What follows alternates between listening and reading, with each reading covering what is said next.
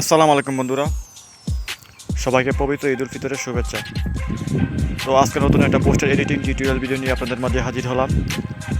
তো আজকে আমি অসাধারণ কয়েকটা পোস্টারের ডিজাইন নিয়ে কথা বলবো, যেগুলো চাইলে আপনি মোবাইল দিয়ে খুব অল্প সময়ে পরিশ্রম ছাড়া আপনি মোবাইল দিয়ে করতে পারবেন। তো বন্ধুরা, অনেকে আছেন যারা মোবাইল দিয়ে এডিটগুলো করতে পারেন না, শুধুমাত্র তাদের জন্য আমার এই ভিডিওটা তৈরি করা। তো বন্ধুরা, আর কথা বাড়াবো না, ভিডিও শুরু করি। তো বন্ধুরা, আজকে এডিটটা করবো মূলত পিএলপি ফাইল নিয়ে।